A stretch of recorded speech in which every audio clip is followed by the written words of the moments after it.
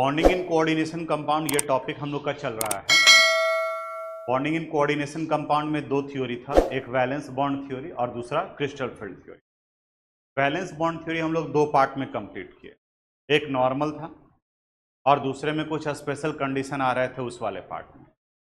आज हम लोग क्रिस्टल फील्ड थ्योरी स्टार्ट कर रहे हैं, जहाँ वैलेंस बॉन्ड थ्योरी बताता है कि लिगेंड और सेंट्रल मेटल के बीच में कोवेलेंट इंटरैक्शन है। क्रिस्टल फील्ड थ्योरी बताता है कि सेंट्रल मेटल और लिगेंड के बीच में आयोनिक इंटरैक्शन है। आयोनिक इंटरैक्शन यानी कि अट्रैक्शन होगा या फिर रिपल्सन होगा। सिमिलर चार्ज अगर हैं तो रिपल्सन होगा, डिसिमिलर चार्जेज हैं तो एक दूसरे को अट्रैक्ट करेंगे। तो यहाँ पर बॉन्ड बनता है, साथ में रिपल्सन भी होते हैं इलेक्ट्रॉन के बीच में, उनके बारे में क्रिस्टल फील्ड थ्योरी बताता है। किस तरीके से है, जो यहाँ ये कहता है कि डी सबसेल के, थोड़ा सा डी के बारे में आप याद करो। डी ऑर्बिटल का आप क्लास 11th में पढ़े हैं, तो इनका शेप होता है डबल डंबल। ये जानकारी के लिए बता रहे हैं, डबल डंबल। ये डबल डंबल में डी सबसेल में 5 ऑर्बिटल्स होते हैं, इसलिए जब कभी भी कॉन्फ़िगरेशन आप लिख रहे होगे तो यहाँ पर ये 5 बॉक्स बना रहे थे, 1 2 3 4 और ये 5। एक को कहा जाता है d x y, d y z, d z x, d x square minus y square और डी जेड स्क्वायर। अब ये नाम कैसे पड़ा, ये भी क्लास 11th में ही था। केमिकल बॉन्डिंग में आपको बताया गया होगा, स्ट्रक्चर ऑफ एटम में भी ऑर्बिटल में बताया गया होगा। ये इनके ओरिएंटेशन के अनुसार से बनाया गया है। डबल डंबल है, ये कुछ इस तरीके से स्ट्रक्चर 3 डायमेंशन में आता है। एक्स वाई जेड, ऐसे जेड को इंटरन्यूक्लियर एक्सिस मानते हैं, लेकिन अगर मैथ के कंसेप्ट को लेकर के चलें हम लोग, कहीं पर भी एक्स वाई जेड लिख सकते हो। मैथ्स वगैरह में जनरली यहाँ एक्स से क्या मानते हैं, वाई, और इसे जेड। यहाँ पर भी उसी अनुसार से एक्स हो गया, वाई हो गया, जेड हो गया। इस जगह पर भी एक्स, वाई और ये जेड।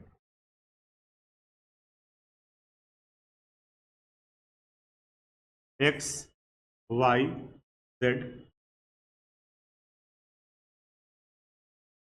एक्स, वाई और ये डबल डंबल में से एक डंबल हमेशा इस पोजीशन को एक्वायर करता है, यहाँ पर तीनों में होगा,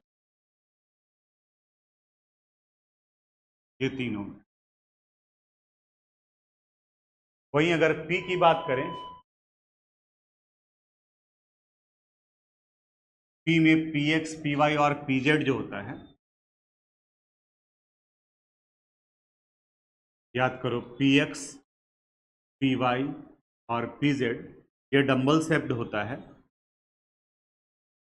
ये एक्स एक्सिस है, ये वाई एक्सिस है, ये जेड एक्सिस है।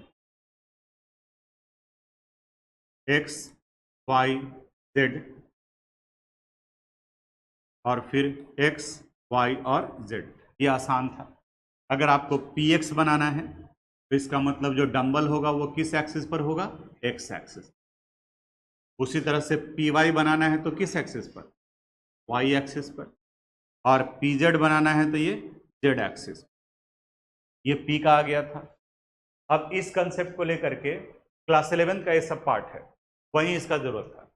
तो जैसे ही स्टूडेंट को कहा जाता है कि डबल डंबल ये हैं, ये यहाँ डी एक्स वाई ड्रॉ करना है, यहाँ डी वाई जेड ड्रॉ करना है और डी जेड एक्स ड्रॉ करना है, तो उसके दिमाग में आता है कि तो ठीक है, एक एक्स पर रख देंगे, दूसरा कहाँ रख देंगे, वाई पर। लेकिन ये नहीं है, वो एक्स और वाई ये अलग कंसेप्ट है। क्या है, जो थोड़ा सा आप डायरेक्शन के बारे में बात करो, ज्योग्राफी वगैरह में पढ़े होंगे, ये नॉर्थ है, साउथ है, ईस्ट है और ये वेस्ट है। अगर कोई ऑब्जेक्ट इस जगह पर हो तो उसका डायरेक्शन ईस्ट कहा जाता है। अब बताओ तो कि अगर कोई इस जगह पर है तो क्या कहा जाए, ये नॉर्थ और ईस्ट के बीच में है तो इसलिए इसे क्या कहा जाता है, नॉर्थ ईस्ट। बस वही कंसेप्ट यहां पर भी लगता है। एक्स वाई कहने का मतलब एक्स और वाई के बीच में, वाई जेड कहने का मतलब वाई और जेड के बीच में, जेड एक्स कहने का मतलब जेड और एक्स के बीच में। तो अब यहाँ डी एक्स वाई बनाना है तो ये एक्स एक्सिस है और ये वाई एक्सिस है, ऐसे है, तो इसके बीच में यहाँ पर आएगा, और जेड एक्सिस का ये यहाँ पर भी है। तो ये जब बनाएंगे एक्स और वाई के बीच में तो ये कुछ इस तरीके से दिखेगा। कई लोगों को कंफ्यूजन होता है कि जेड एक्सिस पे डाल दिया, नहीं, जेड एक्सिस पे नहीं डालें, ये जेड एक्सिस है, ये हमारा एक्स है और ये वाई है, तो यहाँ पर ये डालें। लेकिन जब 2 डायमेंशनल प्लेन पर इसको प्लॉट करोगे तो ये पीछे वाला पोजीशन भी दिखेगा ना, तो इसलिए यहाँ पर है। डी वाई जेड में बताओ कहाँ पर डालेंगे, वाई और जेड के बीच में, तो यहाँ वाई और जेड के बीच में दूसरा डंबल यहाँ आ गया। डी जेड एक्स में कहाँ पर डाला जाएगा, जेड और एक्स के बीच में, यहाँ पर ही आएगा ये डंबल। तो ये तीनों एक जैसे काम कर रहे हैं। D x square minus y square, इसमें एक एक्स एक्सिस पर आता है और दूसरा वाई एक्सिस पर आता है, और लास्ट जो डी जेड स्क्वायर है इसमें जेड एक्सिस पर आता है, ये जेड एक्सिस। तो आपको ये दिख रहा होगा कि ये दोनों का अलग अरेंजमेंट दिख रहा है, लेकिन इन तीनों का अरेंजमेंट क्या है, सेम। ये हम क्यों बताएं, इसके पीछे का रीजन ये था कि डी का पांचों ऑर्बिटल स्टार्टिंग में सेम एनर्जी वाले हैं, इसलिए हुंड्स रूल को फॉलो करते हुए जब कॉन्फ़िगरेशन लिखा जाता है तो सब में एक एक इलेक्ट्रॉन डाला जाता है। जब सब का एनर्जी सेम हो तो उन्हें कहा जाता है डीजेनरेट। डीजेनरेट का मतलब ही होता है इक्वल एनर्जी। जैसे अभी सब आप लोग बैठे हुए हैं, जो बता रहे हैं सब लोग आप ध्यान से सुन रहे हैं। आज अगर फर्स्ट डे कोई आ जाए और बाहर से ऑब्जर्व करे तो उसको लगेगा कि इनके सारे बच्चों को सबको बराबर बराबर समझ में आ रहा है, यानी कि अब अभी आप डीजेनरेटेड कंडीशन में हैं। लेकिन आप बताओ तो एग्जामिनेशन में सबको बराबर मार्क्स आना है क्या, नहीं आना है। यानी कि अभी आपका ये ग्राउंड स्टेट है, यानी कि अभी आप इजी लेवल में हैं, तो सब एकदम बराबर बराबर समझ में आ रहा है, सबको लग रहा है कि हम 90 क्रॉस करने वाले हैं। लेकिन जब एग्जामिनेशन में बैठा दिया जाएगा तो अपनी अपनी इफिशियंसी के अनुसार से आप क्या कर जाओगे, स्प्लिट कर जाओगे। तो यहाँ पर ऑक्टाहेड्रल और टेट्राहेड्रल में भी डी के केस में दो कंडीशन लेते हैं। एक होता है splitting of D orbital in tetrahedral field. ये कब होता है, अगर सेंट्रल मेटल में का कोऑर्डिनेशन नंबर वैल्यू 4 हो, तब उस कंडीशन में डी ऑर्बिटल के स्प्लिटिंग को टेट्राहेड्रल स्प्लिटिंग कहा जाता है, या splitting of D orbital in tetrahedral field. वहीं अगर सेंट्रल मेटल का कोऑर्डिनेशन नंबर वैल्यू 6 हो, तब उस कंडीशन में इसे हम लोग splitting of D orbital in octahedral field करते हैं। सब समझ में आएगा, सिर्फ यहाँ ध्यान देते हैं। यहाँ क्या बताया गया कि ग्राउंड स्टेट में डी के पांचों ऑर्बिटल का एनर्जी सेम है। आप स्क्वायर से भी रिप्रेजेंट कर सकते हैं, सर्किल से भी कर सकते हैं। यहाँ 1 2 3 4 5 नाम लिखना चाहें वैसे वहाँ उधर लिखा हुआ था। एक हो गया डी एक्स वाई, दूसरा क्या हो जाएगा डी वाई जेड, फिर ये डी जेड एक्स, ऊपर में ओवरलैप करेगा इसलिए नीचे लिख दे रहे हैं d x square minus y square, और ये क्या है डी जेड स्क्वायर। ये पांचों का एनर्जी सेम है। अब जैसे ही सेंट्रल मेटल इस लिगेंड को अप्रोच करता है तो लिगेंड के पास में भी इलेक्ट्रॉन है और सेंट्रल मेटल के डी के पास भी इलेक्ट्रॉन है, और इलेक्ट्रॉन के ऊपर में निगेटिव चार्ज होता है।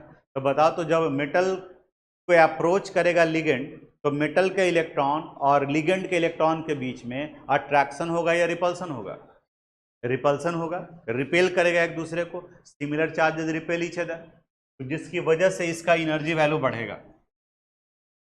ये था इसका ग्राउंड स्टेट, जो कि सबसे स्टेबल स्टेट होता है। अब जैसे ही एनर्जी बढ़ा तब इन्हें कहा जाएगा एक्साइटेड स्टेट। 1 2 3 4 5, अब इस स्टेट को कहा गया एक्साइटेड स्टेट। एक्साइटेड स्टेट हमेशा अनस्टेबल स्टेट होता है हमारे, तो यहाँ पर भी एक्साइटेड स्टेट में जैसे ही ये पहुंचा अब ये अनस्टेबल है। अब अनस्टेबल है तो ये दो पार्ट में टूट जाएगा। अब दो पार्ट में, ये दो पार्ट में टूटेगा, ये दोनों जो है वो एक अलग अलग ग्रुप बना लेगा, ये दोनों एक अलग ग्रुप बना लेगा, और ये तीनों जो है एक अलग ग्रुप बना लेगा। ये जो तीनों एक ग्रुप बनाएगा इन्हें कहा जाएगा T2 और इन्हें कहा जाएगा E। टेट्राहेड्रल में T2 और E, और ऑक्टाहेड्रल में T2G और EG कहा जाएगा। सब लिखवाए भी हैं। यहां कह रहा है कि अगर टेट्राहेड्रल फील्ड है तो ऊपर में 3 आ जाएंगे, यानी यहां पर 1 2 3 और नीचे में कितना बचा हुआ रह गया 2 1 2। इसे कहा जाता है ई सेट ऑफ ऑर्बिटल और इन्हें कहा जाता है T2 सेट ऑफ ऑर्बिटल। ये T2 में कौन हो गया dxy dyz dzx और नीचे में कौन आ जाएगा dx square minus y square and dz square. वहीं अगर कोऑर्डिनेशन नंबर 6 है, ये देखो यहाँ इनका एनर्जी सीक्वेंस ऐसे होता है, यहाँ से रिप्रेजेंट करें अगर हम लोग तो ये एनर्जी है, इसका मतलब नीचे से ऊपर की तरफ में जाएंगे तो एनर्जी वैल्यू बढ़ना शुरू हो जाएगी, एनर्जी इंक्रीज करेगा। अगर कोऑर्डिनेशन नंबर का वैल्यू 6 है तो यहाँ पर भी ये एनर्जी सीक्वेंस है। इस स्प्लिटिंग को ऑक्टाहेड्रल स्प्लिटिंग कहते हैं। ये ग्राउंड स्टेट में पांचों डी ऑर्बिटल का एनर्जी सेम है 1 2 3 4 5। ये हुआ इसका ग्राउंड स्टेट। जैसे ही लिगेंड अप्रोच करेगा तो अब इनका एनर्जी बढ़ेगा। अब बताओ ये किस स्टेट में चला गया, एक्साइटेड स्टेट। 4 5 ये आ गया एक्साइटेड स्टेट। अब इस एक्साइटेड स्टेट में स्प्लिटिंग होगा, ऑक्टाहेड्रल है, ऊपर में 2 और नीचे में 3 1 2 3। इन्हें कहा जाता है इजी और इन्हें कहा जाता है T2। एग्जामिनेशन में आप यहीं परेशान होंगे, इसी जगह पर आपको ये पता चलेगा, ये ध्यान में रहेगा कि टेट्राहेड्रल में अलग होता है 3 और 2 या 2 या 3 होता है, ऑक्टाहेड्रल में 2 या 3 होता है। लेकिन कंफ्यूजन होगा कि टेट्राहेड्रल में ऊपर में 3 होता है या फिर 2 होता है, वो कंफ्यूजन होगा एग्जामिनेशन के समय। हम कैसे याद रखते हैं, आप भी कुछ अपना तरीका अपना सकते हो। T for tetrahedral and T for 3, यानी कि टेट्राहेड्रल में ऊपर में 3 रहता है, याद हो जाएगा दोनों में। तो ऊपर में 3 रहेगा टेट्राहेड्रल में, तो ऑक्टाहेड्रल में ऊपर में कितना रहेगा 2। यहां से कंक्लूजन निकल गया। कोई एक पार्ट अगर आप याद रख लेते हैं तो दूसरा निकल जाएगा। फिर ये टेट्राहेड्रल स्प्लिटिंग था, तो इनके बीच का ये जो एनर्जी गैप है इसे हम लोग डेल्टा T से रिप्रेजेंट करते हैं। तो गेस करो, अगर ऑक्टाहेड्रल स्प्लिटिंग है तो इन दोनों सेट ऑफ ऑर्बिटल के बीच के एनर्जी को किससे रिप्रेजेंट करेंगे, डेल्टा O से रिप्रेजेंट करेंगे। यानी एनर्जी गैप इन ऑक्टाहेड्रल और वो था एनर्जी गैप इन टेट्राहेड्रल। अभी तक जो बताए ये पूरी तरह से दिमाग में नहीं बैठा है, 10% 20% बैठा है। अब जब एग्जाम्पल बताएंगे इससे रिलेटेड तो बाकी सब कुछ क्लियर हो जाएगा कि किस तरीके से करना है और क्या करना है। आप ध्यान से देखो, अब यहाँ पर ये जो इनके बीच का जो एनर्जी गैप है वो ज़्यादा होगा या कम होगा, ये डिपेंड करेगा कि स्पेक्ट्रोकेमिकल सीरीज में कहाँ पर वो लिगेंड है। यहाँ से स्टार्ट हुआ है आयोडीन से लेकर के H2O तक, ये अंडरलाइन किया हुआ है। यहाँ तक का ये जितने लिगेंड हैं वो सब वीक फील्ड लिगेंड है, यानी यहाँ एनर्जी गैप कम होगा। और H2O के बाद में ये सब देखो NCS, NH3, EN, NO2, CN, CO, ये सभी के बीच में एनर्जी गैप क्या होगा, ज़्यादा होगा, क्योंकि ये स्ट्रॉन्ग फील्ड लिगेंड है। वही आप वहाँ पर भी याद करो, वैलेंस बॉन्ड थ्योरी में आपको याद करना आसान हो जाएगा। ये जो वीक फील्ड लिगेंड वाले हैं वो आउटर ऑर्बिटल कॉम्प्लेक्स बनाते हैं और जो स्ट्रॉन्ग फील्ड लिगेंड वाले हैं वो इनर ऑर्बिटल। इनर ऑर्बिटल में याद करो कौन कौन लिए थे, NH3 लिए थे, CN लिए थे और CO लिए थे। देखो तो दोनों कहाँ कहाँ पर है, NH3 है यहाँ पर, CN है यहाँ पर, CO है यहाँ पर, ठीक है। और आउटर ऑर्बिटल कॉम्प्लेक्स में कौन आया था, H2O और हेलोजन। देखो H2O वीक फील्ड लिगेंड है, halogen fluorine, chlorine, bromine, iodine, ये सब किस में आ गया है, वीक फील्ड लिगेंड में। तो 2-4 और भी एक्स्ट्रा मिल गया आपके पास, यानी कि ये भी रहेगा तो आउटर और इनर में कर सकते हैं। सुने और समझे कि नहीं आप हमें बताओगे। अगर मान लिया कि EN रहा तो इनर ऑर्बिटल कॉम्प्लेक्स बनाएगा या आउटर ऑर्बिटल में, इनर बनाएगा, क्योंकि EN जो है वो स्ट्रॉन्ग फील्ड लिगेंड है। तो इसके अनुसार से अगर रिलेट करेंगे तो वो इनर में चला जाएगा और ऊपर वाला जितना है वो आउटर में चला। तो अगर स्ट्रॉन्ग फील्ड लिगेंड है तो एनर्जी गैप ज़्यादा होगा और वीक फील्ड लिगेंड है तो एनर्जी गैप कम होगा। इससे क्या फर्क पड़ेगा, अब एग्जाम्पल में देखते हैं। यहाँ जैसे यहाँ करा है, with the help of crystal field theory determine the number of unpaired electron in following complex. आपको अनपेयर्ड इलेक्ट्रॉन निकालना है, ये बताना है कि इसका मैग्नेटिक बिहेवियर कैसा होगा, पैरामैग्नेटिक होगा या डायमैग्नेटिक। जो पूछेंगे वो बताना, रिस्पॉन्ड करना, समझ में बिल्कुल आएगा। बताओ इस कंपाउंड में सेंट्रल मेटल कौन है? Fe। तो पहला काम करते हैं, इसका ऑक्सीडेशन नंबर निकालना। Fe का ऑक्सीडेशन नंबर, Fe के लिए क्या लिखेंगे? X, H2O neutral ligand 0 × 6 is equal to +2। X का वैल्यू कितना हो गया? +2। अब सेंट्रल मेटल का कॉन्फ़िगरेशन लिखते हैं। आयरन का एटॉमिक नंबर 26 होता है। बोलो कॉन्फ़िगरेशन 4s2 3d6। आयन का लिखना है तो इसके कॉन्फ़िगरेशन को अरेंज कर दो, 3d6 4s। अब इसका ऑक्सीडेशन नंबर चूंकि +2 आया है तो Fe2+ का कॉन्फ़िगरेशन लिखेंगे, आर्गन 3d6। ये हो गया, यानी कि डी में 6 इलेक्ट्रॉन है। अब इसका स्प्लिटिंग करके देखते हैं। ये एनर्जी लेवल है, हम सीधा एक्साइटेड स्टेट से लेते हैं, क्योंकि ग्राउंड स्टेट और एक्साइटेड स्टेट में सिर्फ एनर्जी का फर्क था, बाकी सब एक ही जैसे थे। ये मान ली कि एक्साइटेड स्टेट है। अब इसका स्प्लिटिंग कराते हैं।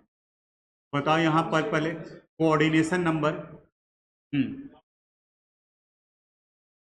ग्राउंड स्टेट में एक और बढ़ जाएगा, हम बोले कि डायग्राम बड़ा हो जाएगा, बाकी का कोई फर्क नहीं है। इसलिए किससे लेकर के चल रहे हैं? एक्साइटेड स्टेट से लेकर चल रहे हैं। देख करके देखो ना, यहाँ और यहाँ पांचों तो एक ही जैसा है, सिर्फ एनर्जी लेवल बड़ा है। टूटा तो है इसके बाद वाला पार्ट से, तो यहीं से हम लेके चल रहे हैं। आप चाहें तो वहां भी लेके चल।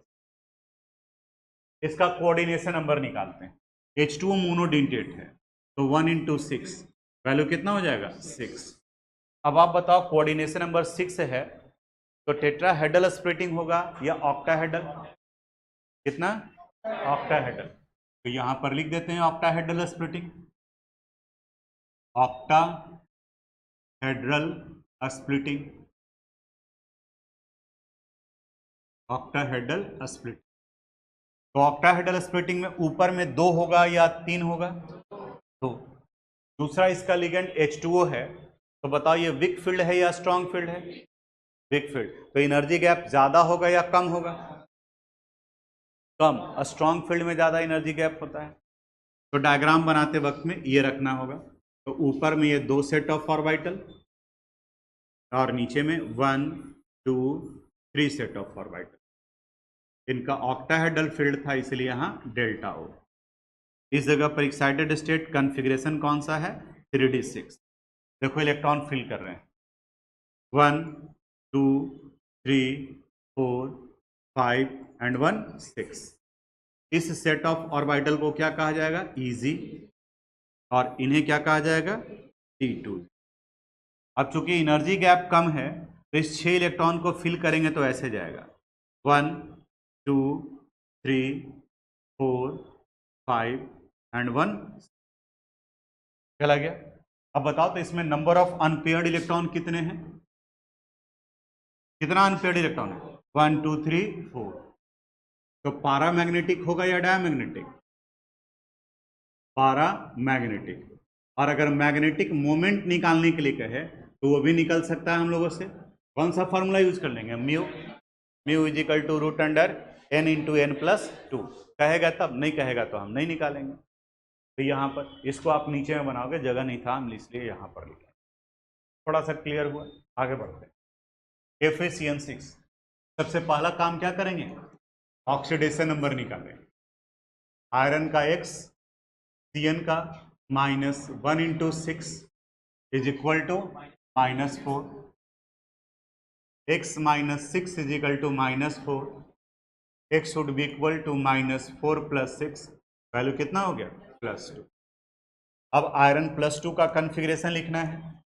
आयरन का पहले लिख लेते हैं, और आप चाहें तो डायरेक्ट भी लिख सकते हैं, argon 4s2 3d6।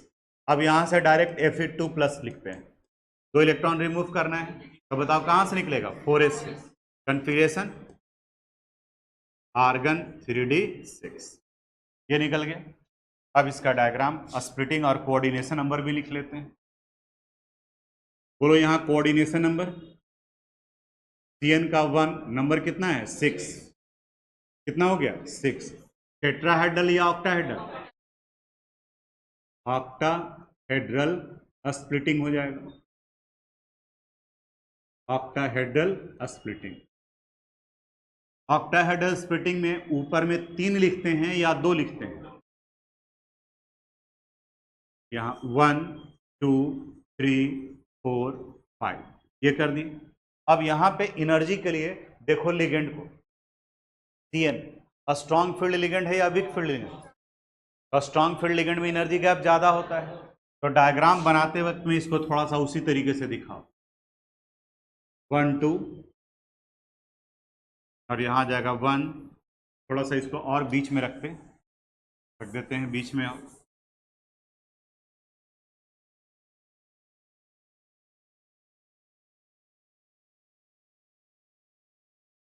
1 2 3 4 5 strong field ligand है CN, ऊपर में 2 सेट ऑफ ऑर्बिटल, नीचे में 1 2 3 सेट ऑफ ऑर्बिटल। बोलो इसको क्या कहा जाएगा? इजी, और इसे T2G। इनके बीच के एनर्जी गैप को किससे रिप्रेजेंट करेंगे? डेल्टा उसे। इलेक्ट्रॉन 3d6 है, 3d6 इलेक्ट्रॉन फिल कर रहे हैं, 1 2 3 4 5 एंड 1 6। अब टेट्रा वीक फील्ड और स्ट्रॉन्ग फील्ड में क्या फर्क पड़ता है? वीक फील्ड लिगेंड के प्रेजेंस में एनर्जी गैप कम है, तो यहां से इलेक्ट्रॉन आसानी से यहां चला जाता है, फिर पेयरिंग स्टार्ट होता है। लेकिन जहां स्ट्रॉन्ग फील्ड लिगेंड होंगे तो एनर्जी गैप ज्यादा है, तो जब तक नीचे वाला पूरा भरेगा नहीं तब तक ऊपर जाएगा नहीं। बस यही डिफरेंस है, वही ध्यान में रखें। वीक फील्ड लिगेंड में एनर्जी गैप कम है, तो पांचों में इलेक्ट्रॉन पहले एक एक जाएगा, फिर पेयरिंग स्टार्ट होगा। और स्ट्रॉन्ग फील्ड लिगेंड में एनर्जी गैप ज्यादा है, तो इस ज्यादा एनर्जी गैप की वजह से जब तक पूरा भर नहीं जाएगा नीचे तब तक इलेक्ट्रॉन ऊपर नहीं जाएगा, क्योंकि इसका एनर्जी ज्यादा है। अब यहां पर 6 इलेक्ट्रॉन को फिल करना है, देखो कैसे फिल कर रहे हैं। 1 2 3 4 5 ऊपर में गया इलेक्ट्रॉन। बोलो अब यहां नंबर ऑफ अनपेयर्ड इलेक्ट्रॉन कितना हो गया? तो सब्सटेंस पारामैग्नेटिक या डायमैग्नेटिक? ये हो गया डायमैग्नेटिक। ये आपको एनसीईआरटी बुक में ये क्वेश्चन है। क्वेश्चन ये कर रहा है कि FeH2O6 2+ is paramagnetic in nature while FeCN6 4- is diamagnetic in nature. Justify it with the help of crystal field theory। यानी कि क्रिस्टल फील्ड थ्योरी से इसको बताना है। तो देखो यहाँ क्रिस्टल फील्ड थ्योरी से पता चल गया कि क्यों डायमैग्नेटिक हुआ, क्योंकि सारे इलेक्ट्रॉन पेयर्ड हैं। सारे इलेक्ट्रॉन पेयर्ड क्यों हो गए? क्योंकि यहाँ पर लिगेंड CN है जो स्ट्रॉन्ग फील्ड लिगेंड है, और पहले वाले में लिगेंड H2O था जो वीक फील्ड लिगेंड। अब आपके दिमाग में सारा कुछ सेट कर गया है। तीसरा जो क्वेश्चन बताने जा रहे हैं, यहाँ पर अब आपके दिमाग में आएगा कि अब क्या होने वाला है। बताओ, सबसे पहला काम ऑक्सीडेशन नंबर। तो मैंगनीज का ऑक्सीडेशन नंबर निकालेंगे, X प्लस H2O का 0 × 6 is equal to +2, X is equal to +2। Manganese का एटॉमिक नंबर होता है 25। कन्फिग्रेशन लिखेंगे तो इनका आ जाएगा आर्गन 4s2 एंड 3d5। अब Mn2+ का लिखते हैं, आर्गन 3d5। अब इसके बाद में इसका कोऑर्डिनेशन नंबर निकाल लेते हैं। H2O मोनोडेंटेट 1 × 6, बोलो क्या हो गया? 6। तो ऑक्टाहेड्रल स्प्लिटिंग या tetrahedral? Octahedral splitting, octahedral splitting. बताओ यहाँ लिगेंड वीक फील्ड या स्ट्रॉन्ग फील्ड? वीक फील्ड, तो एनर्जी गैप ज्यादा या कम? तो डायग्राम यहीं पर अपना ध्यान में रखेंगे कि कम है, ये एनर्जी सीक्वेंस हो गया। 1 2 3 4 5 3d5 है, क्योंकि वीक फील्ड लिगेंड है तो एनर्जी गैप कम रखेंगे। यहाँ 2 1 2 3, इसके एनर्जी गैप को क्या लिखेंगे? Delta O। इन्हें क्या कहा जाएगा? Eg। और इन्हें क्या कहा जाएगा? T2। 5 इलेक्ट्रॉन, 1 2 3 4 5। इसमें बताओ नीचे वाला पहले पेयर्ड कर दें या सब में सिंगल सिंगल जाएगा? यहाँ आ गया 1 2 3 4 5। तो कई जगह पर देखोगे तो T2G है तो इसी के ऊपर में ऐसे 3 लिखा रहता है, इजी है तो इसके ऊपर में ऐसे 2 लिखा रहता है। तो कहीं पे कन्फिग्रेशन में तो अब T2G 3 का मतलब समझ में आ जाएगा कि अच्छा इसके T2G वाले में 3 इलेक्ट्रॉन है और EG वाले में 2 इलेक्ट्रॉन है। इस कंसेप्ट का अप्लाई होता है। यहाँ इसको हम लोग छोड़ करके चलते हैं, यहाँ पे ऐसे लिखते हैं। अब बताओ यहाँ पे नंबर ऑफ अनपेयर्ड इलेक्ट्रॉन कितना हो गया? तो पारामैग्नेटिक या डायमैग्नेटिक? पारामैग्नेटिक, पारामैग्नेटिक। बोलो अब समझ में आ गया? दो ही चीजें याद रखना है। पहला चीज ये देखें कि कोऑर्डिनेशन नंबर कितना है। अगर 4 है तो टेट्राहेड्रल स्प्लिटिंग और अगर 6 है तो ऑक्टाहेड्रल स्प्लिटिंग। एक बार तो बोर्ड में सिर्फ ये बनाने के लिए दिया हुआ था कि क्रिस्टल फील्ड थ्योरी के अनुसार से टेट्राहेड्रल स्प्लिटिंग का डायग्राम बनाइए। ये तो टेट्राहेड्रल रहेगा तो ऊपर में 3 नीचे में 2, ऑक्टाहेड्रल रहेगा तो ऊपर में 2 और नीचे में, ये करना है। अ स्ट्रॉन्ग फील्ड और weak field ligand. A strong field ligand spectrochemical series ध्यान में रखोगे। स्ट्रॉन्ग फील्ड लिगेंड रहेगा तो लार्ज एनर्जी गैप और वीक फील्ड लिगेंड रहेगा तो कम एनर्जी गैप। तो कम एनर्जी गैप में इलेक्ट्रॉन पहले सिंगली पांचों में जाएगा फिर पेयरिंग होगा, जबकि स्ट्रॉन्ग फील्ड लिगेंड में ज़्यादा एनर्जी गैप है तो जब तक नीचे वाला पेयर्ड अप नहीं होगा तब तक इलेक्ट्रॉन ऊपर नहीं जाएगा। क्लियर है यहाँ तक?